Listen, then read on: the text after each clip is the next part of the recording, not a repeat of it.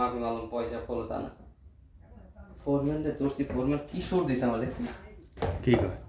ফোরম্যানটা একটু আগে গেছিলাম এই কয় দেখ আনা মাফি মালুম এটা কে এই কয় মিন মাসুল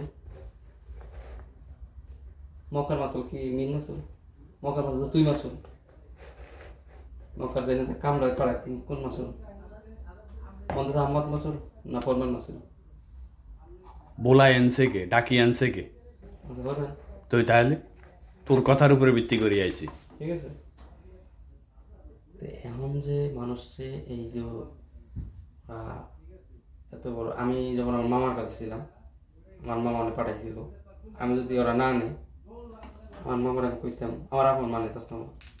তুই এনে পাঠাইছে ভালো কথা করছি বেটা কাম দেখ বা না দিক টিয়া দিক মানে তুই দিবি আর যদি না দেশ তাহলে অন্য জায়গায় পাঠা মামা কইতে তুই আইবর পাঠাই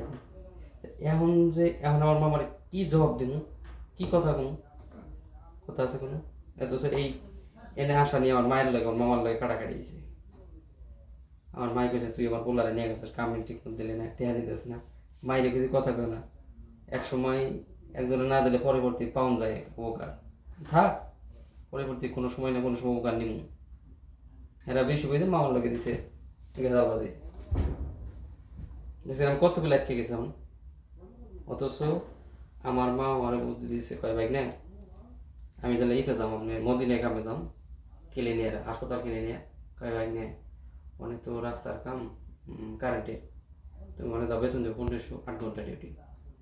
আমি কই মামা আমার রাস্তার কাম পছন্দ না কয় না অনেক বেতন দেবে 1000 দেবো 1500 যদি ওষুধের বদলে তুমি এনে যাও কিন্তু ওই জায়গায় কাম তো করছি 1500 1800 1900 বেতন পাইছি ঠিক আছে কিন্তু মামা বুদ্ধি করছে যে বাইক নিয়ে অনেক 1000 এনে 1500 500 টাকা বেশি বেতন হিসাবে এনে বাড়াইছে মামা কিন্তু এটা তো রোজ হাসপাতাল ক্লিনের কাম করলে বলতো না সিস্টেম কেমন যায়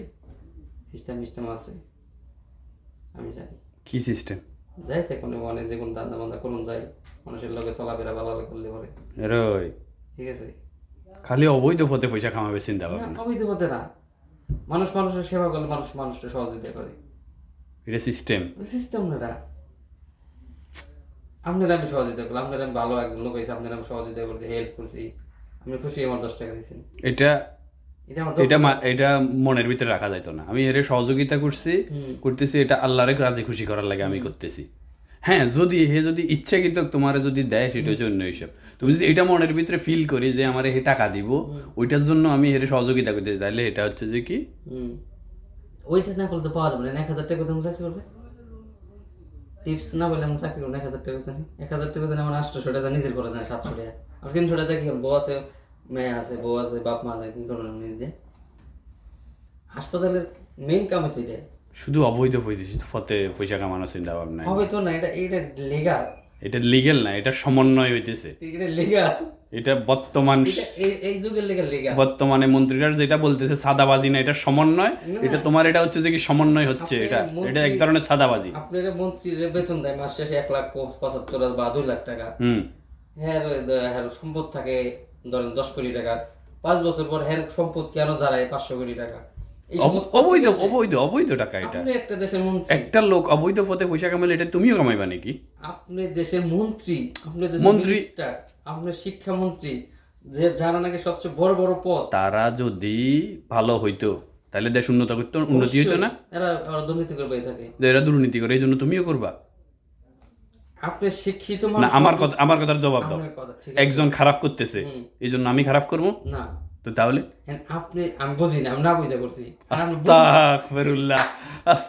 এখন আমি না বুঝা করছি আল্লাহু আকবার তুমি তো আসলে আওয়ামী লীগ না আপনি আমার তোমার দিলে আওয়ামী লীগ বাস করে না শুনেন আপনি এখানে এত দূর পড়াশোনা করছেন আপনি একজন ভালো একটা শিক্ষিত মানুষ আপনি সেখানে এত বড় শিক্ষা এত বড় টাকা পয়সা আপনার বাবা আপনার পিছিয়ে ব্যয় করছে সেই মানুষ শিক্ষা গীতা নিয়ে আপনি চুরি করেন তাহলে ওই অশিক্ষিত তো ফোন করা যায় আপনার লিগে আপনার হিসেবে অশিক্ষিত লোক ফোন করলে যায় মানে আসলে জিনিসটা কিরকম হয়েছে জানো আমাদের অবস্থা কিরকম জানো আমি সুযোগ পাই নাই অবৈধ পথে পয়সা কামানোর লাগে, আমি সমালোচনা করতেছি এই খারাপ ও খারাপ, এই অবৈধ পথে পয়সা কামাইতে আছে, এটা করতেছে ওইটা করতেছে, না আমি ফাঁসা যাইতেছি না। যখন এবার আমার সুযোগটা আসে, যখন আমি সুযোগটা পাই, তখন আমিও ওর মতো আচরণ করি, ওর মতো আমি অবৈধ পথে পয়সা কামাই। তো আমরা সবাই হচ্ছে যে কি সমান, আমাদের মনের ভিতরে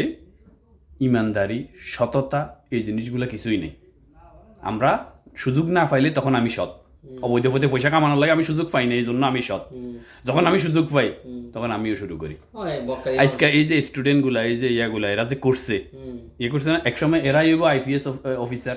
এরাই হইব পুলিশ অফিসার, এরাই সরকারি বিভিন্ন পদস্থ কর্মকর্তা হইব, তখন তারাও কই ওই চুরিটাই করব। তো এই জন্যই যে দেশের কোনো উন্নতি হইতেছে না, দেশের কোনো ইয়ে হইতেছে না। আচ্ছা, এই যে এই সরকার থাকতে ডক্টর ইউনূস থাকা অবস্থায় যে ছেলেগুলা দিছে, পদ দিছে, এতে কয়শো কোটি টাকার মালিক ছিল তার বাবা, ও ছিল কয়শো কোটি টাকার। আর এখন আপনি খবর নিয়ে দেখেন উনি কত কোটি টাকার মালিক। ওইটা না, একটা রিক্সাওয়ালার নমিনেশন দেওয়ার কথা ছিল, রিক্সাওয়ালা হে এখন আর রিক্সা টিক্সা চালায় না, হে এখন লাখ লাখ টাকার মালিক হয়ে গেছে। এটা কোন জায়গায় এলো? হে বলতেছে যে আমি তো কারো কাছে চাইতেছি না, আমার আইনা দিতেছে। এখন তোমার মতো এরকম অবস্থা আর কি, যে 1000 টাকায় ঢুকছি এখানে, ওইখানে ওই টিপস পামো, ওইটা পামো, এটা নিয়ে আমি আরো 1000 টাকা ওইখান থেকে কামাই নিব। অবশ্যই কামাই। এখন আপনি দেখেন, আপনি এত বড় শিক্ষাবিদ্যা নিয়ে আমি বুঝি না, আমি না বুঝ তুমি অবুঝা, এই বেলা আসছে তুমি অবুঝে গেছো, টাকা পাইলে পকেটে ঢুকে এলো, আর এমনি তুমি অবুঝ হয়ে গেছো। আমি না বুঝ, আর আপনি বুঝ যাবে না কি লেগে আমি চুরি করলাম। তুমি যদি অবুঝ হও, এখানে টাকা পড়ে থাকলে আর কেন টাকা দিলে তুমি এটা নিবা না, তুমি অবুঝ। আমি অবুঝ বুঝে এটা কইরা দিছি হাতে। আর আপনি বুঝলেন, শিক্ষা নিলেন, সবকিছু দাম ডাকাতি তো না, আপনি ডাইরেক্ট গলার মধ্যে ছুরি দিয়ে নিয়েছেন। আপনি মানুষের এটা তো ভালোই আছে, আপনি মানুষের গলার মধ্যে ছুরি বাজে ডেকে নিয়ে গেছেন। আপনি এটা চিন্তা করছেন না একবার? এদিন তার কথা শোনেন, এদিনকে আমি কথা বলতেছি বাড়িতে,